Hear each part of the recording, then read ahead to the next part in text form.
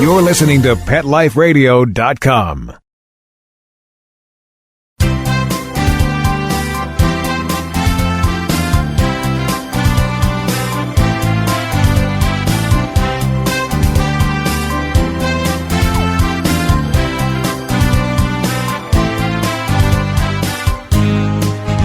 And good morning, good afternoon, whatever the case may be. And I hope you remember to change your clocks, because if you didn't, you're going to miss the show.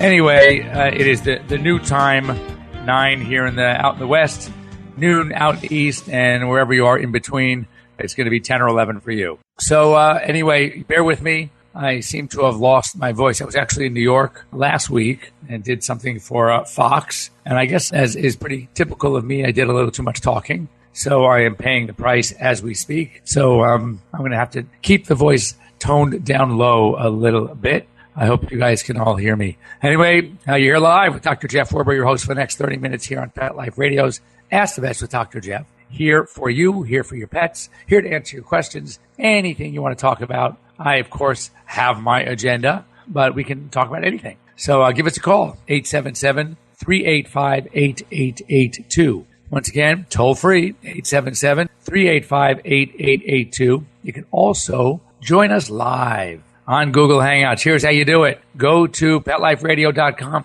log on to click on the shows, click on Ask the Vets with Dr. Jeff, and there will be a Google Hangouts link there. And click on the link, and you can join us here live with you, with your pets, ask us any questions, etc.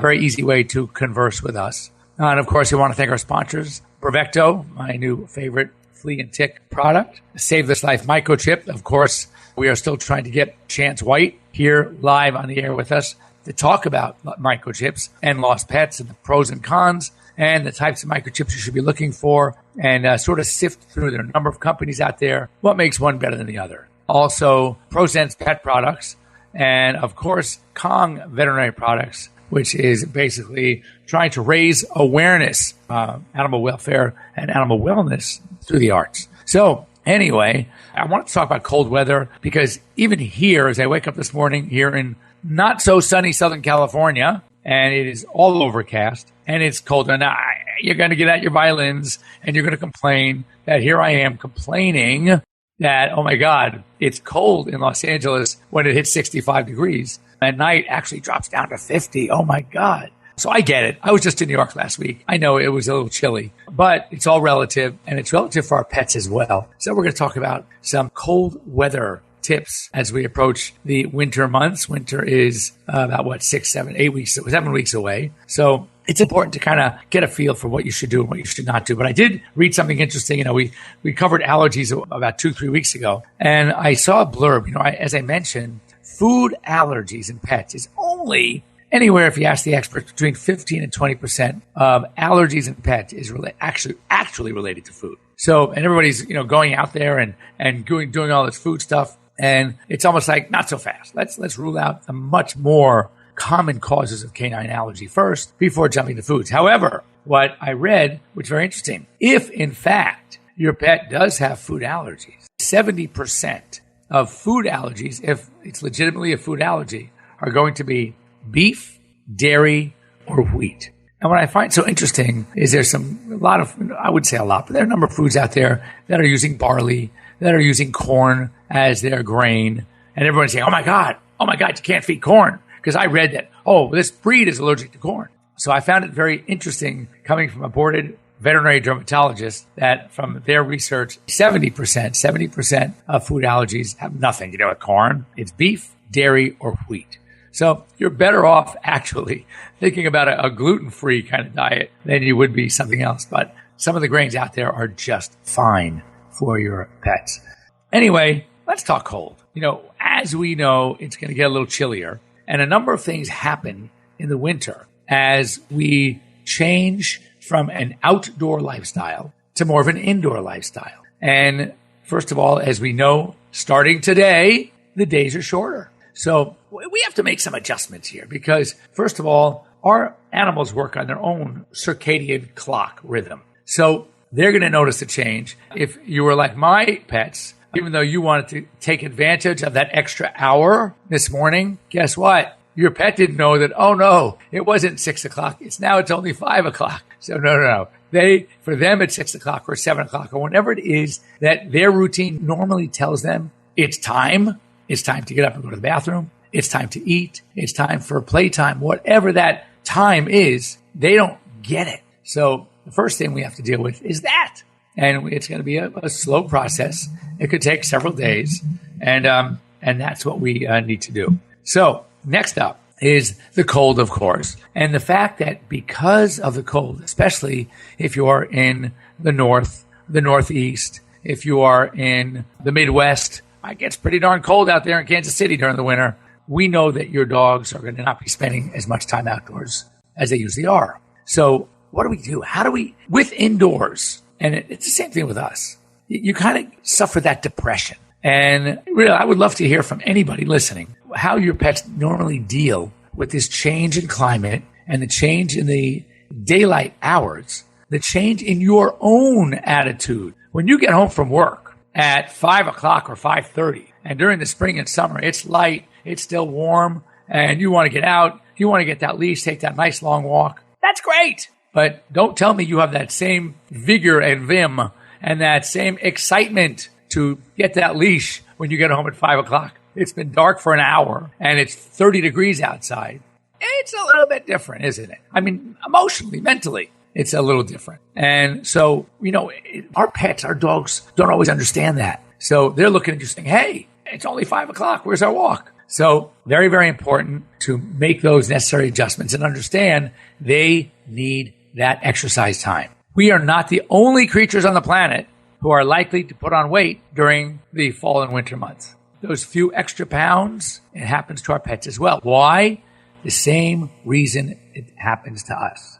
Because we are not making adjustments in the caloric intake. However, we're making huge adjustments in our exercise.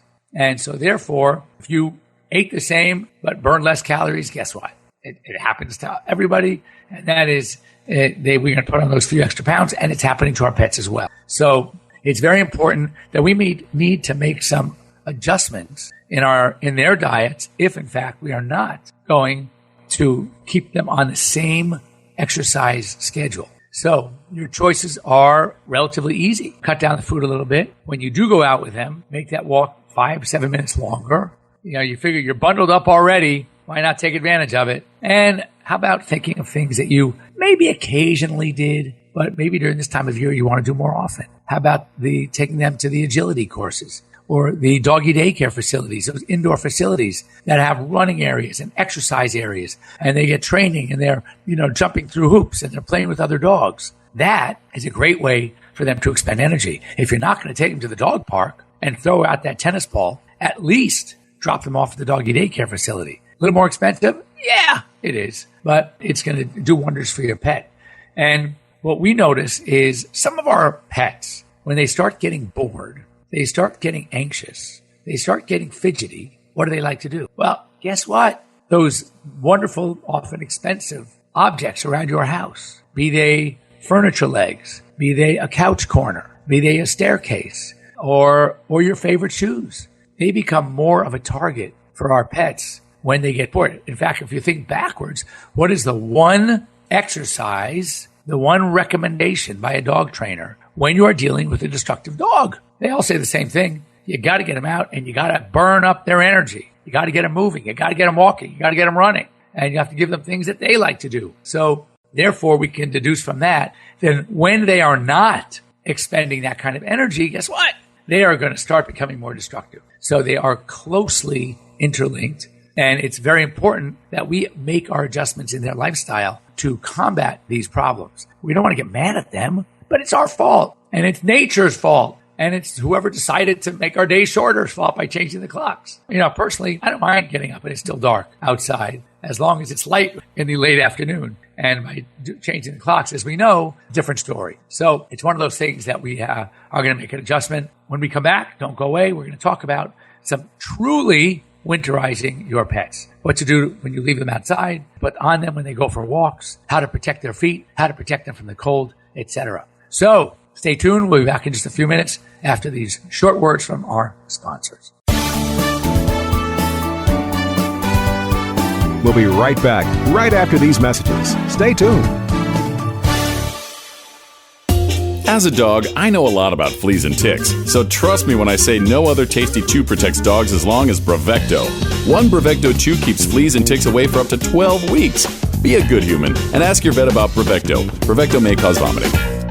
We mature, handsome types need a little special attention. Does your dog suffer from joint and arthritis pain? Deteriorating muscle and joint problems are very common in aging dogs.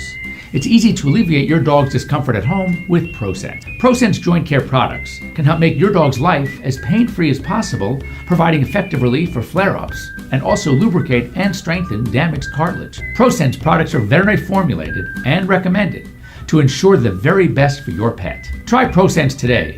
Your dog will thank you for it. Pets love life. Love them back with Prosense. It's designerpetsweaters.com. Hand-knitted designer sweaters for your precious pup or cool cat. Beautiful couture patterns for your pets, including custom-knitted formal wear, casual wear, yachting, and even sports-themed. Many designer pet sweaters include feathered tammy hats, top hats, and a lot of sparkle. Each sweater includes leg loops, front paw sleeves, and leash opening. Visit designerpetsweaters.com to order your four-legged fashions today. Your pets will stay warm for the winter and be runway ready. Large or small, we fit them all. designerpetsweaters.com. Hi, I'm Dana Humphrey, the founder of Whitegate PR. We have been specializing in PR and marketing in the pet industry for over 10 years. If you have a pet product or service you would like to promote, give us a call. We can help create awareness for your brand on TV, radio, magazines, newspapers, and blogs. Feel free to reach me directly at 619-414-9307 or learn more on our website at whitegatepr.com or follow us on Facebook. Let's talk pets. Let's talk pets On Pet Life Radio. Pet Life Radio. PetLifeRadio.com.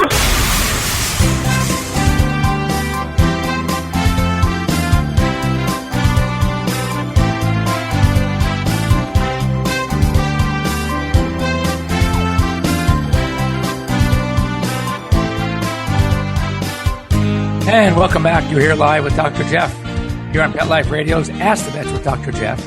Before the break, we were talking about the transition to cold weather. And I do want to hear from you.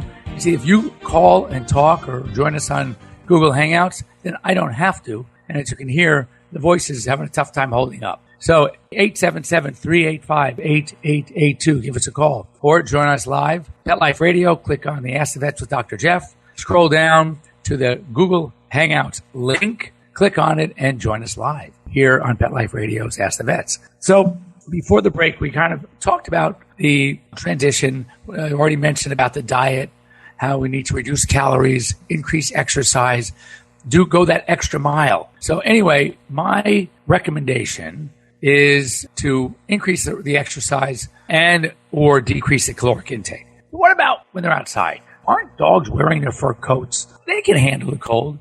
And the truth is, yes, they can. However, when it's the same for us, if you're going to go out and it's 30 degrees or 25 degrees outside and you're standing still or you're walking very briskly or even crazy enough to run, aren't you less cold when you're moving and running and more cold when you're standing still? Same thing with our pets. So when they're outside during the day, it's unlikely they really have enough room to actually run. They can move around, yes, but I'm talking run. So don't kid yourself and think, well, no, but I have a nice size yard. I mean, it's better than not having a yard, of course, or just a patio or a balcony in an apartment building.